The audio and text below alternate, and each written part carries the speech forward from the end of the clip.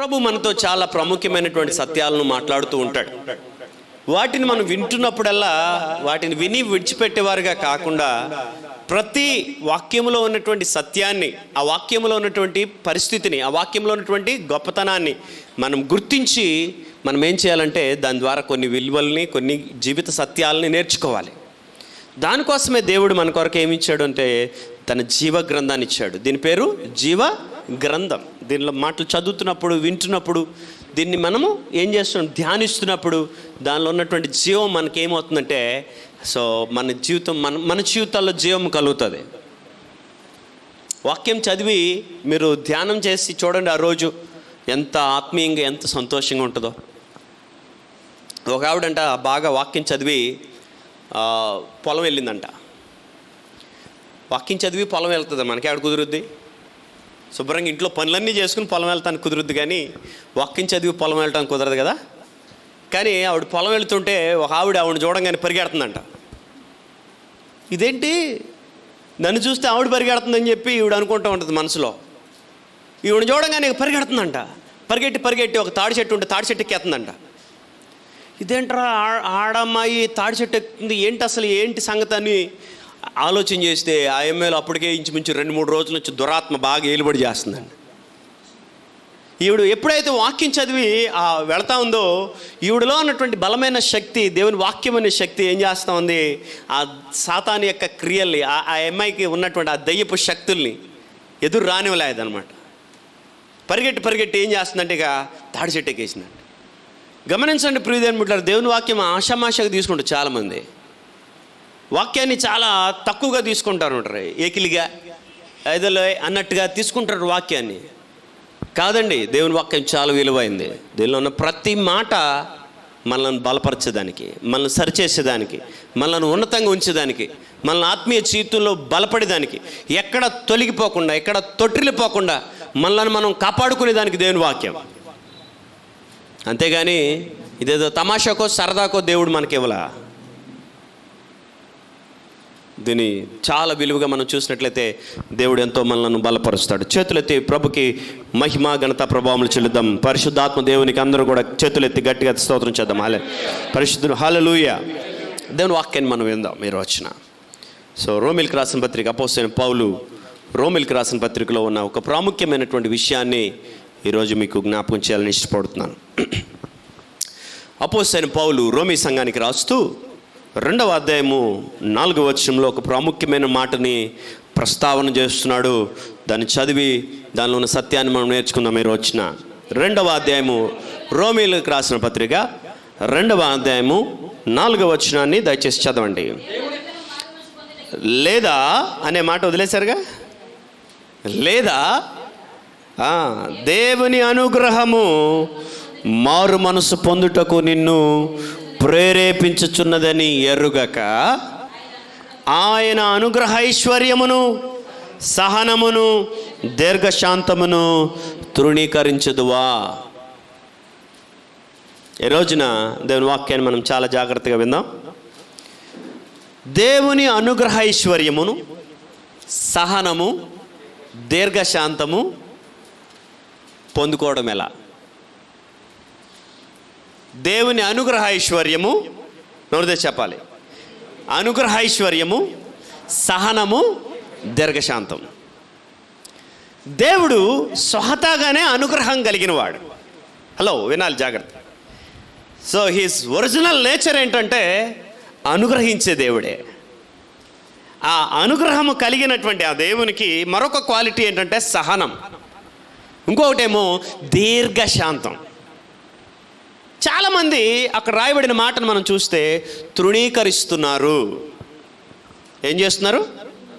చెప్పండి, పర్వాలేదు. ఏం చేస్తున్నారంట? తృణీకరిస్తున్నారు, రిజెక్ట్ చేస్తున్నారు. దేవుని యొక్క అనుగ్రహ ఐశ్వర్యాన్ని, దేవుని యొక్క సహనాన్ని, దేవుని యొక్క దీర్ఘశాంతాన్ని చాలామంది ఏం చేస్తారంటే తృణీకరిస్తూ ఉన్నారు. కానీ మనమైతే ఏం చేయాలో పౌలు గారు ఇక్కడ ప్రస్తావన చేస్తూ, దేవుని అనుగ్రహము మారు మనసు పొందుటకు నిన్ను ప్రేరేపిస్తుంది. దేవుని అనుగ్రహం మనల్ని ఏం చేస్తుందంటే మారు మనసు పొందేలాగా. అదేంటంటే మేము బాప్తిసం తీసుకున్నాం కదా, మేము ప్రభు చేతిలో చేసాం కదా. ఇది ఎవరి కోసం రాశాడు? ఈ పత్రిక ఎవరి కోసం రాశాడు? క్రీస్తునందు తన ప్రియులైనటువంటి శిష్యులకి, పిల్లలకి రాశాడు. అన్యులకు కాదు ఈ పత్రిక రాయబడింది, సంఘానికి. మారు మనసు ఎవరికి కావాలి? దేవుని బిడ్డలకు కూడా కావాలి మారు మనసు. ఒకసారి బాప్తిసం తీసుకున్న తర్వాత ఇక మాకు మారు మనసు అవసరం లేదనుకుంటా చాలామంది. పొరపాటు ఇది. బాప్తిసం పొందినా, దేవుని బిడ్డలుగా జీవిస్తున్న ప్రతి క్షణం మనం ఏం చేస్తూ ఉండాలంటే మారు మనస్సు కలిగి జీవించాలి. దట్ మీన్స్ దాని అర్థం ఏంటంటే మనము తెలియకనో తెలుసో ఎన్నో రకాలైనటువంటి పరిస్థితులకి అప్పగించబడతా ఉంటాం. మాట వల్ల, చూపు వల్ల, ఆలోచన వల్ల, తలంపు వల్ల. యేసుప్రభు కాలం వేరు, మన కాలం వేరు. ధర్మశాస్త్రం వేరు. ధర్మశాస్త్రంలో ఏమన్నాడు? డైరెక్ట్గా ఫిజికల్గా వ్యభిచారం చేస్తే వ్యభిచారం. యేసుప్రభు కాలం దగ్గరికి వచ్చేసరికి ఏమన్నాడు? మోహపు చూపుతో చూస్తేనే వ్యభిచారం. మరి మన కాలానికి ఇంకా దాన్ని అప్డేట్ చేయాలిగా. ధర్మశాస్త్రంలోనేమో ఫిజికల్గా చేస్తే పాపం, యేసుప్రభు కాలంలోనేమో చూస్తేనే పాపం. ఇప్పుడు మన కాలంలో అప్డేట్ అవ్వాలిగా, ఆలోచిస్తేనే పాపం.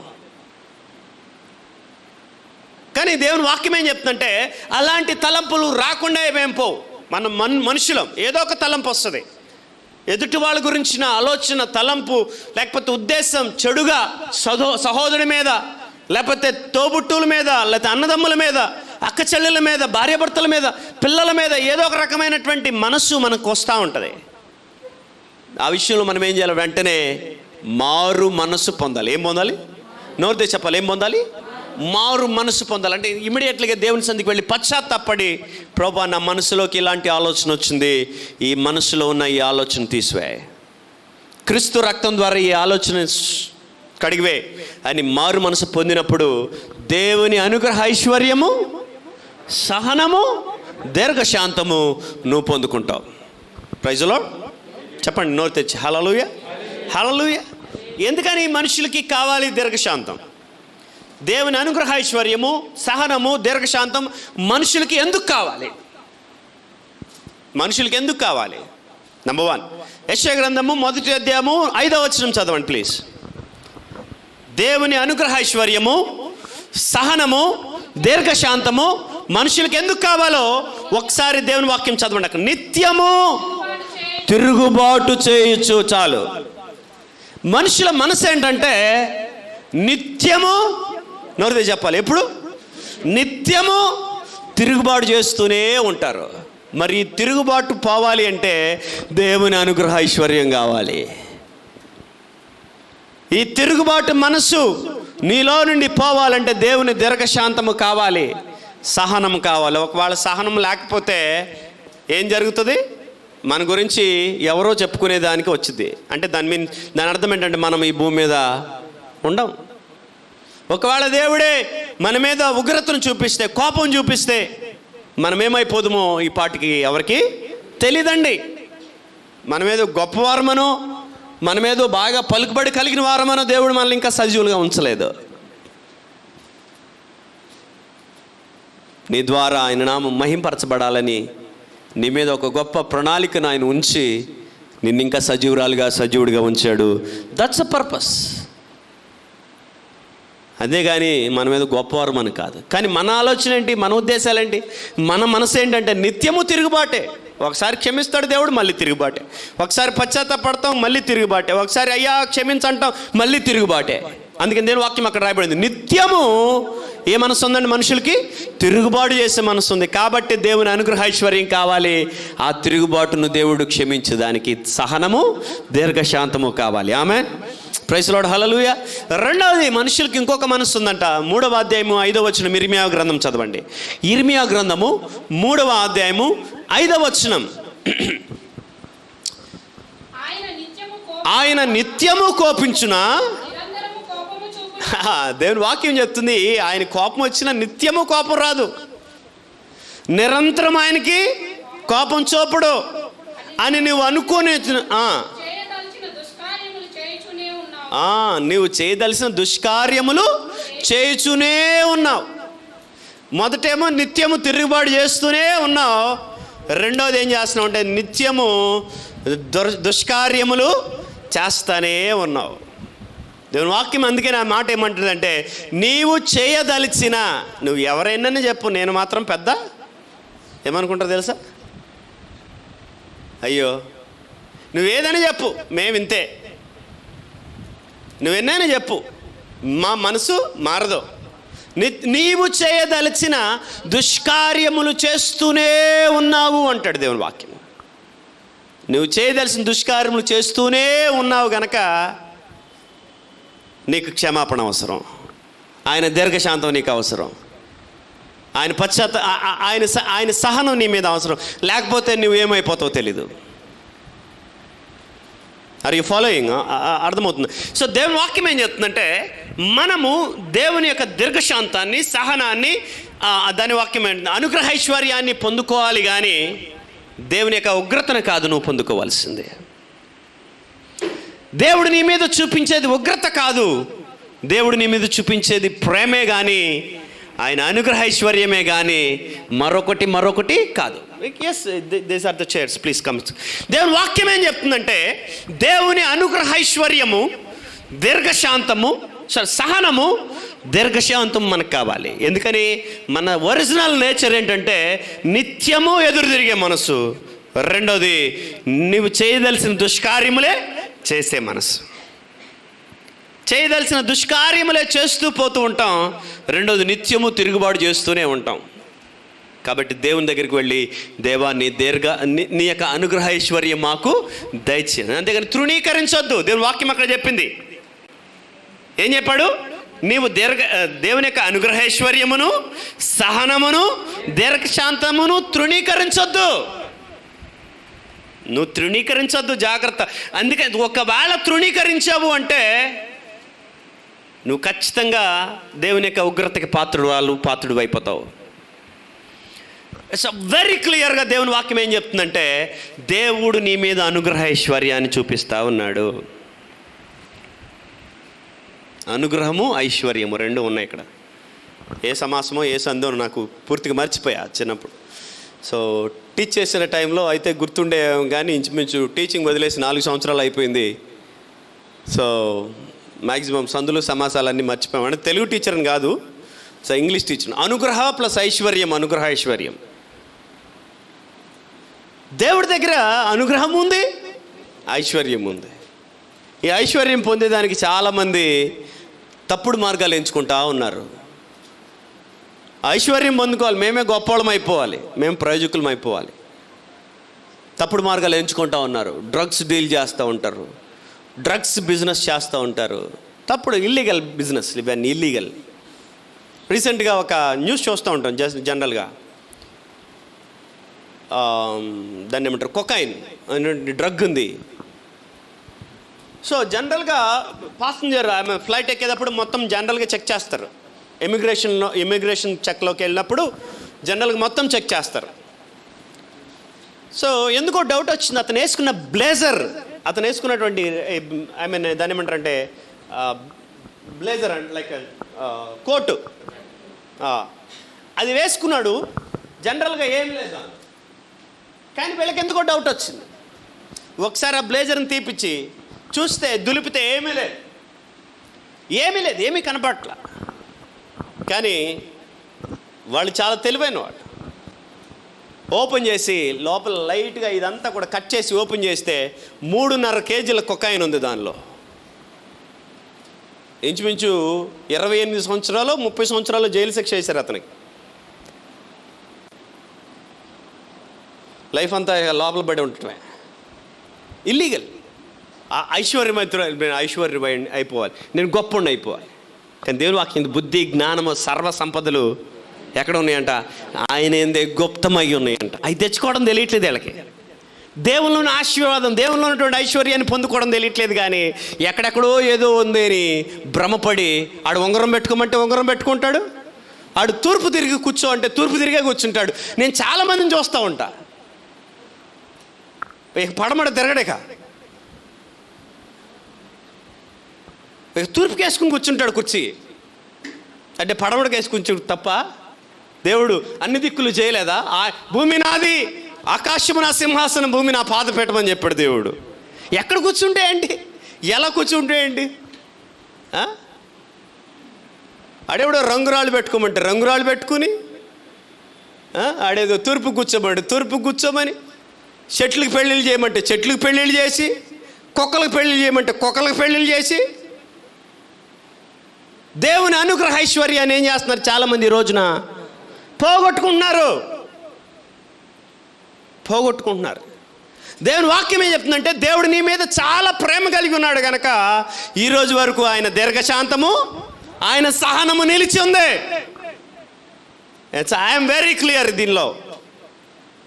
ఒకవేళ ఆయన దీర్ఘశాంతము లేనివాడైతే, సహనము లేనివాడైతే, నీ విషయంలో సహనం కోల్పోయిన వాడైతే ఎప్పుడో మన జీవితం ముగించబడేదే. హిజ్కియా మరణకరమైన రోగం వచ్చి తగ్గినప్పుడు 15 సంవత్సరాలు దేవుడు ఆయుష్నిచ్చిన తర్వాత బబులోను రాజు కొంతమందిని పంపించాడంట. హిజ్కియా రాజు ఎలాగున్నాడో తగ్గిందంట, మరణకరమైన రోగం పోయిందంట, బాగయ్యాడంట, ఒకసారి వెళ్ళి పలకరించరండి, ఎలా ఉన్నాడో చూసిరండి అని చెప్పి కొంతమందిని పంపిస్తే, బబులోను రాజు వచ్చిన తర్వాత హిజ్కియా రాజు చేయవలసిన పని ఏంటో తెలుసా?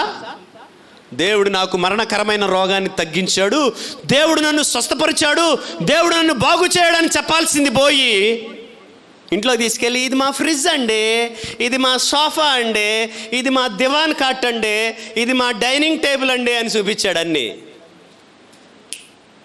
యెషయా వచ్చాడు, హిజ్కియా ఆ వచ్చిన వాళ్ళకి నువ్వేం చూపించావు అన్నాడు. మా ఇంట్లో అన్నీ చూపించాను అన్నాడు. ఒక్కడు కూడా మిగలకుండా మొత్తం అన్నీ పట్టుకెళ్ళిపోతాడు. నువ్వేమేమి చూపించావు అన్నాడు.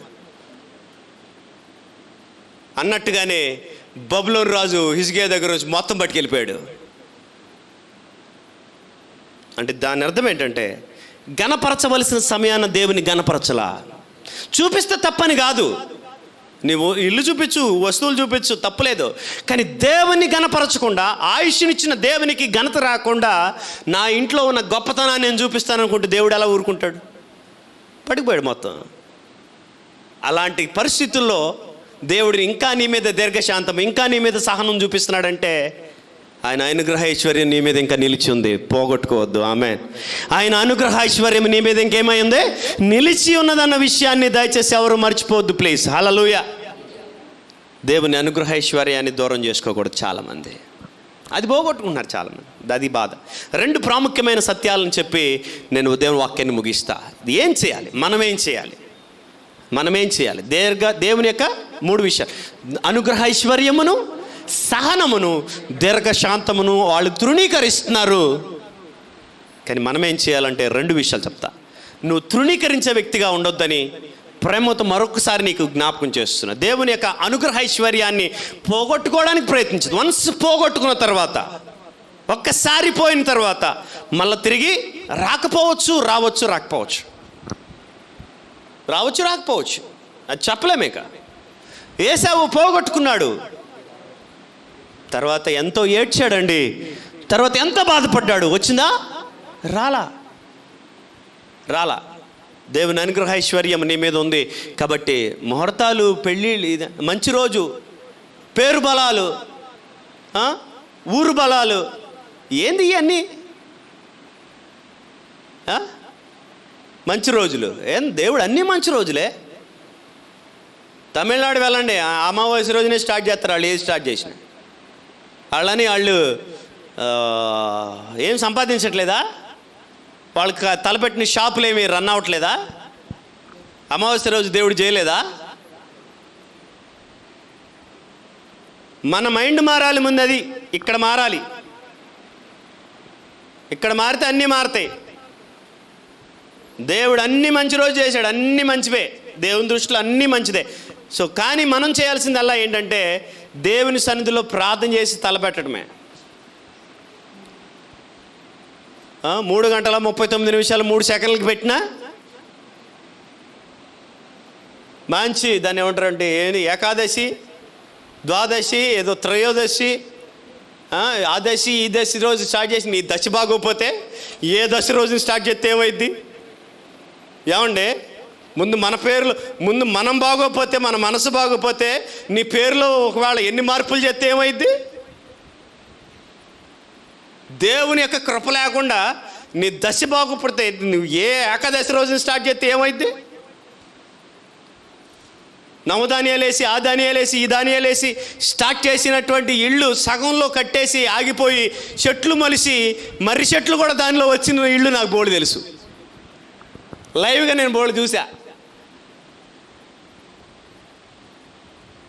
వాక్యం చెప్తుంది అవన్నీ చేసి దేవుని యొక్క అనుగ్రహ ఐశ్వర్యం పోగొట్టుకోవద్దు, దేవుని యొక్క కృపని పోగొట్టుకోవద్దు, దేవుని యొక్క సన్నిధిని పోగొట్టుకోవద్దు. కానీ మనం ఏం చేయాలో రెండు చెప్పి నేను దేవుని వాక్యాన్ని ముగిస్తాను. Let's consider. మొదటిది ఏం చేయాలంటే దేవుని అనుగ్రహ ఐశ్వర్యమును, సహనమును, దీర్ఘశాంతమును పరిగణలోకి తీసుకోవాలి. కన్సిడర్ చేయాలి అంటే పరిగణ చేయాలి, దాన్ని గుర్తించాలి. దేవుడు నీ విషయంలో దీర్ఘశాంతము, సహనము, అనుగ్రహైశ్వర్యము కలిగిన వాడని దాన్ని పరిగణలోకి తీసుకోవాలి, పరిగణ చేయాలి. అంటే సో కన్సిడర్, ఖచ్చితంగా దాన్ని పట్టించుకోవాలి. ఎందుకని చాలామంది వాటిని పట్టించుకోరు, చాలామంది వాటిని చేరు. ప్రసంగి గ్రంథము 8వ అధ్యాయము 11వ వచనాన్ని చదువుదాం ప్లీజ్. 11వ వచనం నుంచి శ్రద్ధగా జాగ్రత్తగా చదవండి. ప్రసంగి గ్రంథము ఎక్లేసియాసిస్ చాప్టర్ 8 8వ అధ్యాయము 11వ వచనం నుంచి.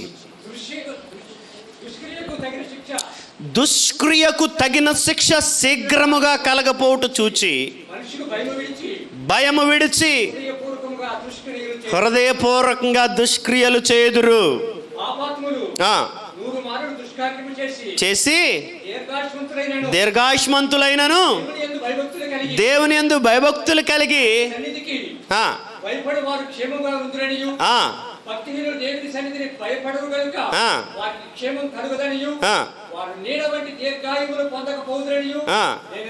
చాలండి. ఇక్కడ చదవబడిన మాటలో దేవుని వాక్యం ఏం చెప్తుందంటే, ప్రసంగి గ్రంథకర్త సొలొమోన్ గారు ఈ మాటలు రాస్తూ దుష్క్రియలకు తగిన శిక్ష శీఘ్రంగా కలగపోవడం చూసి చాలామంది ఏంటంట హృదయపూర్వకంగా భయాన్ని విడిచేసి దుష్క్రియలు చేస్తూనే ఉంటారు. మొదటిగా గమనించండి, ఎవరైనా చేసిన దానికి వెంటనే శిక్ష వచ్చిందనుకోండి భయం వస్తుంది. అది పాత నిబంధన కాలం, కానీ ఇది కృపాకాలం.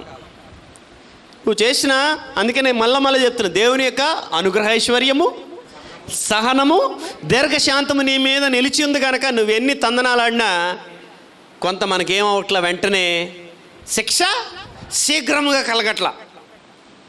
అది మన దాన్ని ఏమంటారంటే, ఏమనుకుంటున్నామంటే పర్లేదు ఏం కాదు, దేవుడు మనల్ని శిక్షించడు.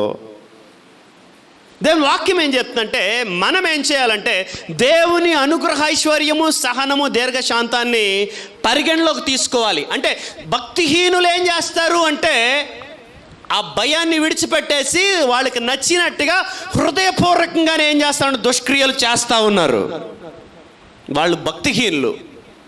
కానీ మనమేం చేయాలంటే దేవుడు మన మీద అనుగ్రహ ఐశ్వర్యం ఉంచాడు అన్న పరిగణనలకు తీసుకుని దాన్ని గౌరవించి ఆ మాటకు ఉన్నటువంటి విలువను తీసుకుని ఖచ్చితంగా మనం ఏం చేయాలంటే పరిగణలోకి తీసుకోవాలి దేవుని వాక్యాన్ని, దేవుని మాటని. అవును ప్రభువా, వాళ్ళు భక్తిహీనులు కనుక ఒకవేళ ఏం చేస్తున్నారు భయాన్ని విడిచిపెట్టేసి దుష్క్రియలు చేస్తానే ఉన్నారు. నేను నీ బిడ్డగా జీవిస్తున్నాను కనుక నేను నీ యందు భయభక్తులు కలిగి ఉంటాను, నేను నీ యందు భయభక్తులు నిలుపుతాను, నీ యందు నేను నమ్మి కలిగి బ్రతుకుతాను ప్రభు అని చెప్పగలిగే సామర్థ్యము, శక్తి దేవుడు మనకిచ్చునుగాక. చేతులెత్తి ప్రభుకు స్తోత్రం చెప్పండి. ఇది దేవుడు నీ మీద ఉంచిన గొప్ప కృప అన్న విషయాన్ని ఎవ్వరూ మర్చిపోవద్దు. మొదటిగా అందుకని దేవుని వాక్యం ఏం చెప్తుందంటే ఆయన లెట్స్ కన్సిడర్, పరిగణలోకి తీసుకోవాలి. ఎందుకనంటే మనుషులు స్వహతాగానే దుష్క్రియలు చేస్తారు. భక్తిహీనులు ఇంకా ఏం చేస్తారంట, వారికి శిక్ష కలగపోవడం చూసి ఏం పర్లేదులని ఇంకా ఎక్కువ చేస్తూ ఉంటారు. ఇది దేవుడు నీ మీద ఉంచిన కృప పోగొట్టుకునే దానికి చేయొద్దు అనే విషయాన్ని మరొకసారి దేవుడు నిన్ను హెచ్చరిస్తూ ఉన్నాడు. పేతురు రాసిన 2వ పత్రిక 3వ అధ్యాయము 3వ వచనాన్ని చదువుదాం ప్లీజ్. పేతురు రాసిన 2వ పత్రిక 3వ అధ్యాయము 3, 4 వచనాలు చదవండి ప్లీజ్. అంత్య దినములలో అపహాసకులు అపహసిస్తూ వచ్చి ఏంటంట తమ స్వకీయ దురాశలు, సొంత దురాశల చొప్పున నడుచుకొనుచు ఆయన రాకడను గూర్చిన వాగ్దానమేమాయను. పితరులు నిద్రించినది మొదలుకొని సమస్తమును సృష్టి ఆరంభమున్నట్టే నిలిచి ఉన్నదే అని చెప్పుతూ మొదట మీరు తెలుసుకోండి. చాలామంది పూర్వం నుండి చెప్తున్నారయ్యా యేసుప్రభు వస్తాడని. ఏడి పూర్వం నుండి చెప్తున్నారండి ఏదో జరిగిపోద్దని. ఏది అని చెప్పి అపహాసం చేస్తూ ఉంటారంట. వాళ్ళెవరు? అపహాసకులు. దేవుని వాక్యం ఎందుకని చెప్తుంది? దుష్టుల ఆలోచన చొప్పున నడవక. హలో మొదటి కీర్తనేనండి. పాపుల మార్గమున నిలువక, అపహాసకులు కూర్చుండు చోటును కూర్చుండక, యెహోవా వాక్యమునందు దివారాత్రములు ధ్యానించే అనుభవాలు దేవునికి కలిగించునుగాక. అపహాసకులు కూర్చో దగ్గర ఏం చేయకూడదు? కూర్చోకూడదు. వాళ్ళు దేవుని వాక్యాన్ని ఎలా కన్సిడర్ చేస్తారండి? దేవుని వాక్యాన్ని ఎలా పరిగణలోకి తీసుకుంటారు? వాళ్ళకి కావాల్సిందేంటి? వాళ్ళు ఎవరు చెప్పారో అది పరిగణ. మీరు అది ఎప్పుడైనా గమనించారా? దేవుని వాక్యం చెప్పేది ఎప్పుడు వినం, కానీ అంటే సొంత పాలు పనిచేయవు. చాలామందికి పోత పాలే పనిచేస్తాయి. ఇంట్లో చెప్పిన మాటలు ఎప్పుడు ఎనరేళ్ళో, ఊరోళ్ళు చెప్పిన మాటలు బాగా ఎక్కుతాయి. సొంత అమ్మ నాన్న లేకపోతే ఇంట్లో కుటుంబ సభ్యులు ఎవరైనా చెప్తే చేయరు. బయట వాళ్ళు చెప్పనే ఉండే పోత పాలు బాగా పడతాయి చాలామందికి, ఇంట్లో పాలు పడవు. దేవుని వాక్యం ఏం చెప్తుందంటే దుష్టులు, దుష్క్రియలు చేయవారు, అపహాసకులు దేవుని వాక్యాన్ని ఎలా పరిగణలోకి తీసుకుంటారు? మాట్లాడలే మీరు. వాళ్ళకి ఇది కాదు పరిగణ. వాళ్ళకి దేవుని వాక్యం కాదు. వాళ్ళు పరిగణలోకి తీసుకుని దీనిలో రాయబడిన ఏ వాక్యము కాదు. కాబట్టి వాళ్ళు ఇంకా దుష్క్రియలు చేస్తూనే ఉన్నారు, వారు ఇంకా అపహాసం చేస్తూనే ఉన్నారు. దేవుడేడి, ఏమైపోయాడు, అది ఇదని హేళన చేస్తూనే ఉన్నారు. కానీ దేవుని బిడ్డలమైన మనము దేవుని వాక్యాన్ని ఏం చేయాలి?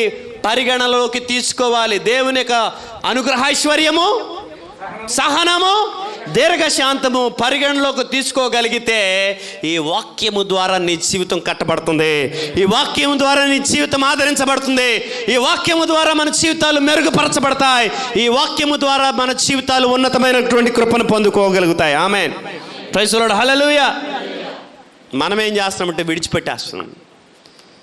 అపహాసకులు ఏం చేస్తారు? అపహాసం చేస్తూనే ఉంటారు. దుష్టులు దుష్క్రియలు చేస్తూనే ఉంటారు. చెడ్డవారు చెడ్డవాటిని గురించి ఆలోచిస్తూ ఉంటారు. కానీ దేవుని బిడ్డలమైన మనము దేవుని యొక్క కృపను పొందుకునే వారిగా మనం ఉండాలి. అప్పుడే దేవుని అనుగ్రహైశ్వర్యము, సహనము, దీర్ఘశాంతం మన మీద నిలిచి ఉంటుంది. ఆమేన్ చెప్పండి, గట్టిగా చెప్పండి. Praise the lord. హల్లెలూయా. రెండవది లెట్స్ ఆనర్, లెట్స్ కన్సిడర్. మొదటిది పరిగణలోకి తీసుకోవాలి. రెండోది దేవుని యొక్క అనుగ్రహ ఐశ్వర్యమును, దేవుని యొక్క సహనమును, దేవుని యొక్క దీర్ఘశాంతమును గౌరవించాలి. లెట్స్ ఆనర్, గౌరవించాలి. ఆయన దీర్ఘశాంతం కలిగి ఉంది ఎందుకు? సహనం చూపించేది ఎందుకు? అనుగ్రహ ఐశ్వర్యం ఎవరి మీద అనే విషయాన్ని మనము గౌరవించకపోతే మనం చాలా నష్టపోతాం. Honour, let's honour. దేవుని అనుగ్రహ ఐశ్వర్యాన్ని గౌరవించాలి. 3 వివిధ మాటల్ని, వివిధ రూపాల్లో ఉన్నటువంటి దేవుని వాక్యాన్ని మీకు జ్ఞాపం చేస్తా. అంటే దేవుడు పాస్ట్ అంటే గతించిన కాలానికి, జరుగుతున్న కాలానికి, జరగబోయే కాలానికి కూడా సంబంధించిన 3 విషయాలు చెప్తాను, వినండి జాగ్రత్తగా. గతించిన కాలంలో ఎవరున్నారు? మన పితరులు ఉన్నారు, రైట్? మన పెద్దోళ్ళు ఉన్నారు, అవునా కదా? హలో, గతంలో ఎవరున్నారు? మన పెద్దోళ్ళు ఉన్నారు. ఇప్పుడు ఎక్కడున్నారు? ఫోటోల్లో ఉన్నారు. అది కూడా మనకు గుర్తుంటే, లేకపోతే ఆ ఫోటోలు కూడా లేవు.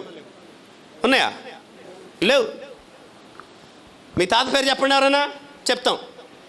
మీ నాన్న పేరు చెప్తాం, మీ తాత పేరు చెప్తాం. వాళ్ళ తాత పేరు చెప్పండి. అదే వాళ్ళ తాత పేరు చెప్పండి. అక్కడితో రాదేక మనకి తెలీదండి, తెలీదు. ఏమైపోయింది? మన పెద్దవాళ్ళు అక్కడితో ఆగిపోయారు. వాళ్ళు ఇక రారు మనతో పాటు. ఇప్పుడు ఇంకా కొత్త టెక్నాలజీ, మన పిల్లల టెక్నాలజీ ఏంటో తెలుసా? ఆఖరికి మా నాన్న పేరు కూడా తెలీదు. ఎవరన్నా మీ నాన్న పేరు ఏంటంటే పప్పా, మీ నాన్న పేరేంట, నానే. అరే మీ నాన్న పేరేంటి, నానే. వాళ్ళకి కనీసం వాళ్ళ నాన్న పేరు కూడా తెలియదు. ఇంకా తాత పేరు దాకా వెళ్ళారు చాలామంది. దేవుని వాక్యం ఏం చెప్తుందంటే, మన పూర్వంలో మన పూర్వీకులు ఏం చేశారు? దేవుని యొక్క అనుగ్రహ ఐశ్వర్యాన్ని పొందుకున్నారా, పొందుకుపోయారా? కోల్పోయారు చాలామంది. ఇశ్రాయేలీయుల జీవితాన్ని మనం చూసినట్లయితే 78వ కీర్తనలో ఆసాపు చాలా అద్భుతంగా రాస్తున్నాడు. ఆసాపు రాసిన కీర్తన 78వ కీర్తన 38వ వచనం దయచేసి చదవండి ప్లీజ్. అయితే అయితే అనే మాటను మీరు ఎప్పుడు నోట్ చేసుకోవాలి, ఎప్పుడు గమనించాలి. దానికి పైన ఏదో ఉంది అంటే దేవుని వాక్యం ఏం చెప్తుందంటే అయితే. అయితే ఇది ఏమైతే, ఏమైతే 38వ వచనంలో ఆ మాట అది. అయితే అంటే ఏమైతే గమనించండి ప్రియదేవుని బిడ్డలారా. పైన మీరు చదువుకొస్తే 78వ కీర్తన అంతా కూడా మీరు చదవండి. వాళ్ళకి దేవుడు ఎన్నో మేలు చేసినప్పటికీ అరణ్యంలో బండను చేర్చి సముద్రం అంత సమృద్ధిగా వాళ్ళు తాగారంట నీళ్లు. 17వ వచనం, అయినను వారు ఆయనకు విరోధముగా ఇంకనూ పాపం చేయుచునే వచ్చారు. కనీస ఆలోచన ఉందా? బండ ఏంటి, బండను కొట్టగా దానిలో నుండి నీళ్లు రావడం ఏంటి, ఆ నీళ్లు సముద్రం అంత సమృద్ధిగా ప్రవహించడం ఏంటి, అవన్నీ తాగాము మేము, మా పశువులు తాగే అని చెప్పి కృతజ్ఞత చెప్పాల్సింది పోయి దేవుని ఇంకా ఏం చేస్తూ ఉన్నారు? దేవునికి వ్యతిరేకంగా ప్రవర్తిస్తూనే ఉన్నారు. దేవుని వాక్యం అందుకే చెప్తున్నాడు అక్కడ. ఇంకా చాలా విషయాలు ఉన్నాయి. 78వ కీర్తన అంతా కూడా మీరు మాటి మాటికి చదవండి కావాలనుకుంటే. చికెన్ కావాలన్నారు, నాన్ వెజ్ కావాలన్నారు. ఏం కావాలి? పర్లేదు చెప్పండి, పర్లేదులే, ఒకవేళ పేరు చెప్తే మళ్ళీ ఏమన్నా ఇది అవుతుంది అనుకోండి. నాన్ వెజ్ కావాలన్నారు వీళ్ళు. అంటే ఎప్పుడు మాకు మన్నాయేనా, ఎప్పుడు ఈ చప్పిడి లేని టేస్ట్ లేని భోజనమేనా? ఇప్పుడు మాకు నాన్ వెజ్ కావాలంటే దేవుడు ఏం చేశాడంటే ఆకాశము నుండి పూరేళ్ళు మోపించాడు. అవి తూర్పు గాలి వచ్చినప్పుడు అంట వాళ్ళ పాళెముల చుట్టూ సమృద్ధిగా పడ్డాయి. మరి కనీసం అవి వండుకున్నట్టుగా కూడా రాయలా. కరువు దేశం నుండి కొట్టుకొచ్చిన వాళ్ళలాగా వీళ్ళు అమాంతంగా వాటి మీద పడి తినేశారు. దేవుని వాక్యం ఏం చెప్తుంది తెలిసే, వాళ్ళ పళ్ళల్లో ఉన్నాయండి ఇంకా ఆ పళ్ళు కుట్టుకునే టూత్ పిక్స్ లేవు వాళ్ళ దగ్గర అప్పట్లో. టూత్ పిక్స్ అండి, అదేగా అదే టూత్ పిక్స్. ఆ టూత్ పిక్స్ ఏమీ లేవేమో, రెడీమేడ్ లేవేమో అప్పుడు. ఆ టూత్లో ఇరుక్కుపోయినటువంటి ఆ పీసుల్ని ఇంకా లోపల ఉండగానే, చదవండి ప్లీజ్ ఆ మాట చదవండి. వారి ఆశ తీరక మునిపే ఆహారం ఇంకా వారి నోరులో ఉండగానే దేవుని కోపం వాళ్ళ మీద. రాయబడిన మాట 31వ వచనంలో, బలిసిన వాళ్ళందరినీ చంపేశాడు దేవుడు. బలవటం అంటే బలవటం అంటే ఏంటి? మామూలుగా సైజుని బట్ట కాదు. ఎక్కడ బలుస్తారు చాలామంది, హెడ్ వైట్ అంటారు దాన్ని, గర్వం. ఇది చాలా ప్రమాదంలోకి తీసుకెళ్తుంది. ఇక్కడ రాకూడదు తలంపు.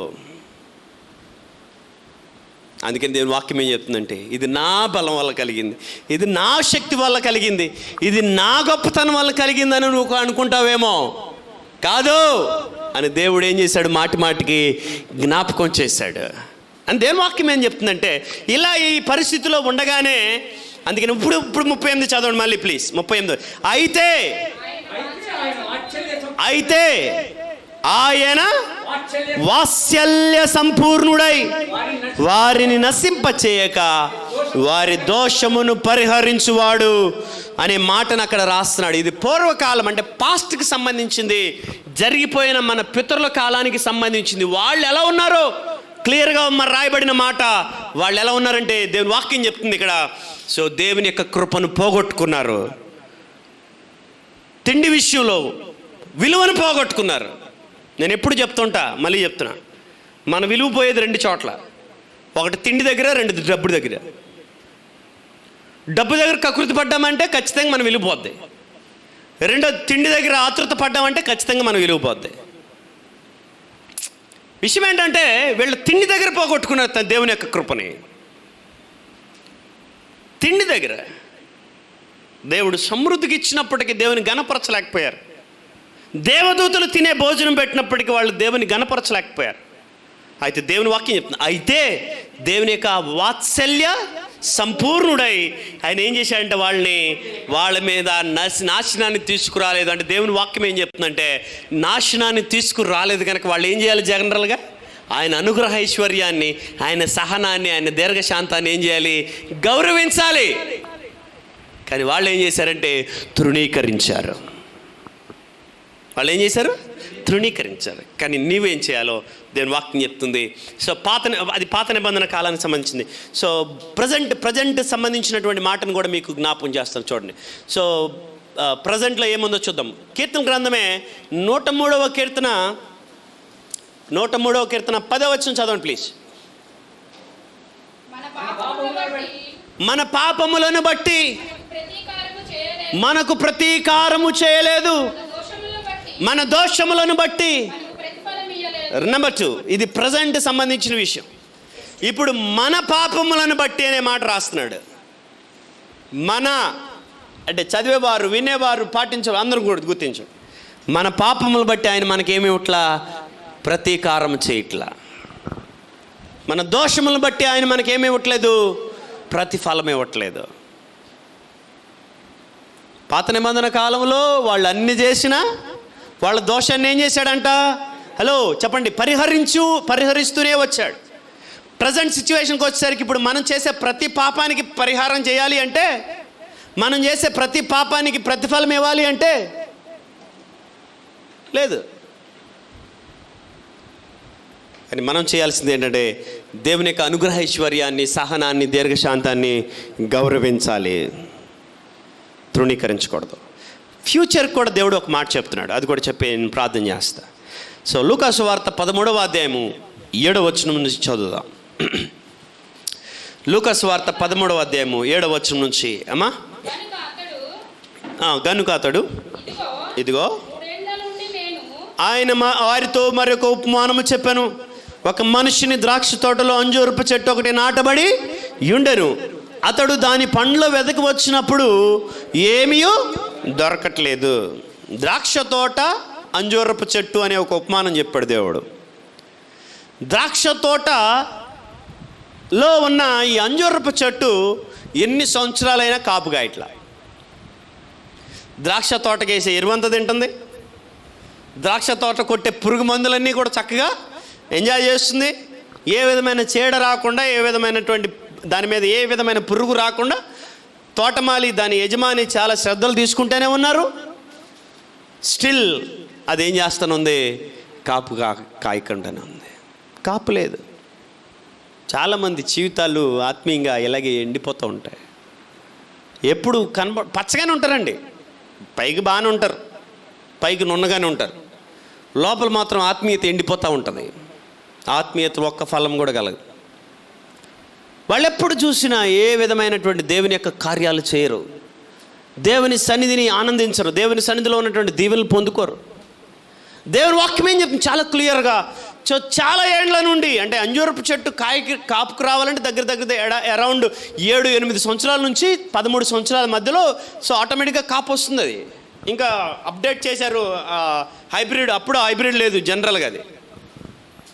మరి చాలా సంవత్సరాలు ఈ యొక్క కాపు ఈ చెట్టు పెరుగుతూనే ఉంది, దీవించబడతానే ఉంది, చక్కగా పచ్చగానే ఉంది. కానీ ఒక్క కాయ కూడా కాలేదు. ఒక్క కాయ కూడా కాలేదు. ఎందుకు అలాంటి చెట్లు మనం పెంచుతామా? చెప్పండి, పర్వాలేదు. కాపు కాయదు, ఏం చేద్దాం, దాన్ని ఒక శాఖరి చేస్తూ దాన్ని రాలిపోయిన ఆకులు, దాని మీద గబ్బిలాలు రాను, అది రాను, ఇవి రాను, చాలా ఇబ్బంది పెడుతూ ఉంటే దాన్ని మనం పెంచుతామా? ఖచ్చితంగా తీసేస్తాం. ఆయన కూడా అదే చేయాలనుకున్నాడు. వాక్యం అందుకనే అక్కడ రాయబడిన మాటను మనం చేస్తే, సో అందుకనే అక్కడ రాయబడుతున్నటువంటి మాటను మనం చూస్తే 7వ వచనం. కనుక అతడు ఇదిగో 3 ఏండ్ల నుండి చూస్తూ ఉన్నాడు. కాపుకు వచ్చి, అంటే దాని కాపుకు స్టార్ట్ అయిన తర్వాత కూడా 3 సంవత్సరాలు వెయిట్ చేశాడండి. ఇంకా కాస్తుందేమో, ఈ సంవత్సరం కాస్తుందేమో. అని చూస్తా 3 సంవత్సరాలు అయిపోయింది. 3 ఏండ్ల నుండి నేను ఈ అంజూరపు చెట్టున పండ్లు వెతికి వచ్చున్నాను, కానీ ఏమీ దొరకలేదు. వట్టిదే, పైకి మాత్రం ఎలా ఉంది, కాపు కాసే చెట్టు లాగానే ఉంది, కానీ ఏమీ లేదు. గమనించండి నా ప్రియమైన బిడ్డలారా, ఒకరోజు యేసు ప్రభువుకి ఆకలేసింది. మార్గ మధ్యంలో వస్తూ ఉండగా అంజూరపు చెట్టును చూసి దగ్గరికి వెళ్ళాడు. ఆకులు తప్ప ఏమీ లేవని రాశాడు దానికి. ఏమున్నాయి? ఆకులు తప్ప ఏమీ లేవు. ఇలాంటి చెట్టు ఉండకూడదని చెప్పి వెంటనే నువ్వు ఎప్పటికీ కాయలు కాయకుందువుగాక అన్నాడు. ఫినిష్. నెక్స్ట్ డే వాళ్ళు రిటర్న్ వస్తున్నప్పుడు చూస్తే వేర్లతో సహా ఎండిపోయిందంట. అది వేర్లతో సహా ఎండిపోయింది. వేర్లు అట్ట కనపడి వీళ్ళకి మొత్తానికి పైకి లేచి ఉంటాయి వేర్లు. వాక్యం చెప్పే చాలా జాగ్రత్తగా వినండి ప్రియదేని బిడ్డలారా. 3 ఏండ్ల నుండి చూస్తున్న ఒక్క పిందలేదు దీనికి. ఏం చేయాలి ఇలాంటి చెట్టుని? నేను వాక్యం చెప్తాను, చూడండి ఒకసారి ప్లీజ్. సో దీనిని నరికివేయము, దీనివలన ఈ భూమి ఏల వ్యర్థమైపోవాలని ద్రాక్ష తోటమాలితో చెప్పాను. అయితే వాడు, అయ్యా నేను దాని చుట్టూ త్రవ్వి ఎరువు వేయమట్టుకు ఈ సంవత్సరం కూడా ఉండనిమ్ము, అది ఫలించినా సరే లేని ఎడల నరికించి వేయమని అతనితో చెప్పాను. ఈ సంవత్సరం కూడా నెక్స్ట్ ఇయర్ కూడా ఉండనిమ్ము. ఫ్యూచర్కి సంబంధించిన మాట ఇది. నీ బిడల గురించిన మాట, నీ బిడల గురించినటువంటి మాట. వాళ్ళ విషయాల్లో దేవుడు అనుగ్రహ ఐశ్వర్యము, సహనము, దీర్ఘశాంతము చూపించే మాట. నేను వాక్యం ఏం చెప్తుందంటే ఈ సంవత్సరం కూడా ఉండనిమ్ము. కాయిన చెట్టుకి ఎందుకండి ఇంకా తీసే అనలేదు దేవుడు. అక్కడ తోటమాలి ఎవరో కాదు, యేసుప్రభువే. తోటమాలి ఎవరో కాదు, యేసుప్రభు యజమానుడు దేవుడు. యెహోవా దేవుడు ఏమంటాడంటే వద్దొద్దు, ఎందుకు వేస్ట్, భూమి వ్యర్థమైపోతుంది, తీసేయి. యేసుప్రభు నీకోసం ఈ లోకానికి వచ్చిన ఆ దేవుడు, నీకోసం రక్తం చిందించిన ఆ దేవుడు, నీకోసం ప్రాణం పెట్టిన ఆ దేవుడు, నీకోసం త్యాగము చేసిన ఆ దేవాతి దేవుడు ఈ సంవత్సరం కూడా ఉండని ఒకవేళ కాయిస్తుంది. ఒకవేళ నేర్చుకుంటారేమో, ఒకవేళ ప్రార్థన చేస్తాం, ఒకవేళ దేవుని సన్నిధికి వస్తారు, ఒకవేళ ఈ సంవత్సరమైనా ఫలిస్తారు, ఒకవేళ ఈ సంవత్సరమైనా మంచి చేస్తారేమో. Let it be. ఉండేవి పాత నిబంధన కాలానికి సంబంధించిన విషయాన్ని చెప్పాను. మన ఈ ప్రజెంట్ సిచ్యువేషన్లో ఉన్నటువంటి పరిస్థితిని చెప్పాను. అలాగే భవిష్యత్తు గురించినటువంటి విషయాన్ని కూడా చెప్పాను. వీటిని బట్టి దేవుని యొక్క అనుగ్రహ ఐశ్వర్యమును, సహనమును, దీర్ఘశాంతమును మనం ఏం చేయాలి? గౌరవించాలి. Let's honour. దేవుని ఏం చేయాలి? గౌరవించాలి. దేవుని యొక్క దీర్ఘశాంతాన్ని గౌరవించాలి, దేవుని యొక్క సహనాన్ని గౌరవించాలి. దేవుడు నీ మీద, నా మీద, నీ బిడల మీద, అందుకని గుర్తుపెట్టుకోండి, నీ పితరుల మీద, మన మీద, మన బిడల మీద కూడా దేవుని యొక్క కృప, అనుగ్రహ ఐశ్వర్యం ఉంది. ఆమెన్. ఒకవేళ అనుగ్రహ ఐశ్వర్యం లేకపోతే మన గురించి ఎవరో చెప్పుకోవాలి, కానీ మన గురించి మనం చెప్పుకునే దానికి అవకాశం లేదు. దేవుని వాక్యం ఏం చెప్తుందంటే దేవుని యొక్క అనుగ్రహ ఐశ్వర్యమును, సహనమును, దీర్ఘశాంతమును తృణీకరించే వారిగా ఉండకుండా మొదటిగా కన్సిడర్ చేయాలి, అంటే పరిగణలోకి తీసుకోవాలి. రెండోది గౌరవించాలి. అలా గౌరవించే వారిగాను, పరిగణలోకి తీసుకునే వారిగాను మనం ఉందుముగాక. చెప్పండి నోరు తెచ్చి ఆమేన్. దేవుని అనుగ్రహ ఐశ్వర్యము నీ మీద, నీ బిడల మీద ఉండునుగాక.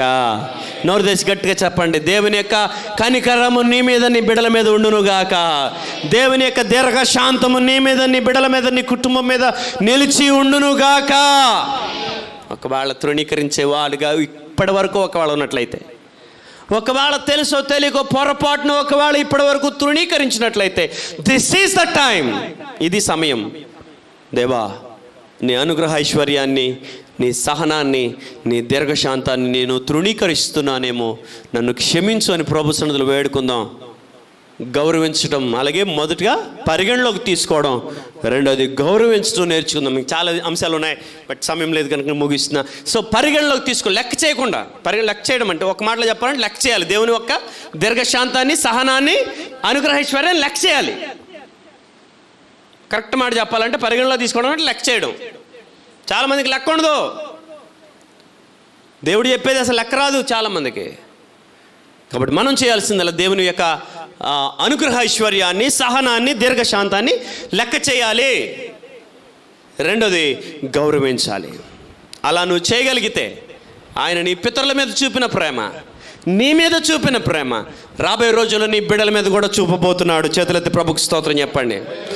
అందుకే దేవుని వాక్యం ఏం చెప్తుందంటే, మొదట దేవుని వెతుకు, మొదట దేవుని వెంబడించు, మొదట ఆయన నీతిని, ఆయన రాజ్యాన్ని నువ్వు వెతికినట్లయితే సమస్తము నీ వెనకాల వస్తాయి. చేతులెత్తి ప్రభుకి స్తోత్రం చెప్పండి. ఈ రోజున చాలామంది అన్నిటిని వెతుకుతున్నారు, అన్నిటి వైపు వెళ్తున్నారు, అన్నిటి వెనకాల వెళ్తున్నారు, కానీ దేవుని విడిచిపెడుతున్నారు. ఈ రోజున దేవుని బిడ్డలమైన మనం చేయాల్సింది దేవుని యొక్క అనుగ్రహ ఐశ్వర్యాన్ని, ఆయన నీ మీద చూపే అనుగ్రహాన్ని, ఐశ్వర్యాన్ని లెక్క చేయి, ఖచ్చితంగా లెక్క చేయి. ఎందుకని చాలామంది లెక్క చేయకుండా ఏం చేస్తున్నారు? అపహాస్యం చేస్తూ, దుష్క్రియలు చేస్తూ, ఇంకా ఎప్పుడో వస్తానన్నాడు. ఏడండి మీది? ఎందుకంటే నువ్వు ప్రభుని తెలుసుకున్నావు. జ్వరం ఎందుకు వచ్చింది? దేవుని తెలుసుకుంటే ఎందుకు వచ్చింది అని హేళన చేసేవాళ్ళు చాలామంది ఉన్నారు. వాళ్ళు దుష్క్రియలు చేయవారు. వాళ్ళు లెక్క చేయకపోవచ్చు, కానీ నువ్వు లెక్క చేయి. వాళ్ళు ఒకవేళ అది పరిగణలోకి తీసుకోకపోవచ్చు, బట్ నీవు లెక్క చేయి. ఎందుకని నీకు తెలుసు దేవుని వాక్యం, నీకు తెలుసు దేవుని గొప్పతనం, నీకు తెలుసు దేవుని యొక్క ప్రేమ, నీకు తెలుసు దేవుని యొక్క దీర్ఘశాంతం, నీకు తెలుసు దేవుని యొక్క సహనం, నీకు తెలుసు దేవుని యొక్క అనుగ్రహ ఐశ్వర్యం. Let's consider. దేవుని సన్నిధిలో మనం వాటిని పరిగణలోకి తీసుకోవాలి. ఆమేన్ చెప్పండి చేతులైతే. నెంబర్ 2, దేవుని యొక్క అనుగ్రహ ఐశ్వర్యాన్ని, సహనాన్ని, దీర్ఘశాంతాన్ని గౌరవించాలి. Let's honour. వాళ్ళు గౌరవించకపోవచ్చు, పితరులు గౌరవించలా, అయినా దేవుడు తన ప్రేమలో మార్పు రాలా. మన బిడ్డలు మనం ఇంకా పాపం చేసిన, అందుకని వాక్యం అక్కడ రాయబడిన మాట, పడమటికి తూర్పు ఎంత దూరమో మన అతిక్రమాలను దేవుడు అంత దూరపరుస్తాడు. మాటికి నీ పాపాలు చేసిన గుర్తు చేసే దేవుడు కాదు. నువ్వు ఆ పాపం చేసావు, నువ్వు అక్కడ చేసావు, నువ్వు ఇక్కడ చేసావు అని దేవుడు గుర్తు చేయడు. అలా గుర్తు చేస్తున్నాడంటే వాడు సాతాను. మనం చేయాల్సిందల్లా ఏంటంటే దేవుని యొక్క కృపను పోగొట్టుకోకుండా జాగ్రత్త కాపాడుకోవటమే. అలాగే భవిష్యత్తులో కూడా మన బిడ్డల విషయాల్లో కూడా, ఈ సంవత్సరం కూడా ఉండని పర్లేదు, నేను దాన్ని పట్టించుకుంటా, ఎరువు వేస్తా, శుభ్రంగా తవ్వుతాను, చుట్టూ పని చేస్తా, ఐ డూ మై సెల్ఫ్ అని చెప్పి యేసు ప్రభు ఏం చేస్తున్నాడు? అడ్డుపడుతూ ఉన్నాడు. కాబట్టి 2020 ఆగస్టు నెల 9వ తారీఖు వరకు బ్రతుకున్నాం. ఈరోజు వరకు సజీవులుగా ఉన్నాం. వాక్యం చెప్తుంది, సజీవులే కదా నేను స్తుతిస్తారు. ఈ దినమున నేను సజీవుడను గనక నిన్ను స్తుతించగలుగుతున్నా. మన్ను నిన్ను స్తుతించదు, అది నీ సత్యమును వివరించదు, పాతాళంలోనికి దిగువారు నిన్ను ఆనందపరచరు, గౌరవపరచరు. ఈరోజు నేను బ్రతికున్నానయ్యా, నేను స్తుతిస్తున్నానని చెప్పి ఈజీగా చెప్పాడు, బ్రతికి ఉన్నాడు, ఆనందపడ్డాడు, ప్రభుని స్తుతించాడు. తర్వాత ఇందాక జ్ఞాపకం చేసినట్టుగా సమయాన్ని గణపరచాల్సిన సమయంలో గణపరచలా, మొత్తం పోగొట్టుకున్నాడు. ఇంకొక మాట కూడా చదివారా మీరు? యెషయా గ్రంథం మీరు చదివారో లేదు నాకు తెలియదు, కానీ చదివి ఉంటారు, బట్ నోటీస్ చేశారు లేదు నాకు తెలియదు. కానీ అక్కడ రాయబడిన మాట ఏంటంటే, ఆయుష్ పోతుంది, నువ్వు చచ్చిపోతావంటేనేమో కన్నీరు గార్చి ప్రార్థన చేసినోడు నీ ఆస్తి అంతా పోద్దంటే, సరే దేవునికి ఎట్ట నచ్చితట్టు చేస్తాడులే, దేవుడికి ఎట్ట కుదిరితట్టు చేస్తాడులే అని సరిపెట్టుకున్నాడు. అయ్యా మొన్న క్షమించావు కదా, అట్టకి క్షమించు ప్రభు, ఏదో పొరపాటు అయిపోయి వాళ్ళందరికీ చూపించానయ్యా, ఎందుకయ్యా అని చెప్పి దేవుణ్ణి వేడుకోలా. రాయబడిన మాట ఏంటంటే, చదవండి మీరు చాలా జాగ్రత్తగా. చాలామంది అందుకనే చేయవలసిన సమయంలో దేవుని సన్నిధిలో ప్రార్థన చేయరు, పొందుకోవలసిన సమయంలో దేవుని యొక్క కృపను పొందుకోరు, సమస్తం పోయిన తర్వాత బాధపడుతూ ఉంటారు. అలాంటి వారిగా మనం ఉండొద్దని ప్రేమతో మీకు మనం చేస్తూ ఉన్నా, ప్రేమతో మిమ్మల్ని బ్రతిమలాడుతూ ఉన్నా. దేవుని వాక్యం చెప్తే మాటను మనం గౌరవించాలి. అన్యులకి, దుష్క్రియలు చేయవారికి, లోకస్తులకి ఉన్నటువంటి వ్యత్యాసం, మనకే వ్యత్యాసం ఏంటంటే, వాళ్ళు దేవుని వాక్యాన్ని, అంటే దేవుని యొక్క అనుగ్రహైశ్వర్యాన్ని, సహనాన్ని, దీర్ఘశాంతాన్ని ఎప్పుడు పట్టించుకోరు. అందుకని వాళ్ళు హేళన చేస్తారు, వాళ్ళు ఎగతాళిగా ఉంటారు, వాళ్ళు అందుకనే దుష్క్రియలు చేస్తూనే ఉంటారు. వాళ్ళకి ఏది మంచి జరగకపోయినా సరే ఇదేదో మా కర్మ అని సరిపెట్టుకుంటారు. ఇదేదో మా కర్మ అండి, ఇది మా టైం బాగాలేదండి, లేచిన వేళ విశేషం మంచిది కాదండి, మాకు ఎదురొచ్చిన అమ్మాయి మంచిది కాదండి, నీళ్ళ బిందుతో ఎదురు రాకుండా, నిండు బిందుతో ఎదురు రాకుండా ఒట్టి బిందుతో ఎదురు వచ్చిందండి, ఎందుకంటే జరిగిందండి, మాకు పిల్లి ఎదురు వచ్చిందండి, మాకు నల్ల కుక్క ఎదురు వచ్చిందండి, అందుకే మాకు ఇట్ట అయిపోయిందండి.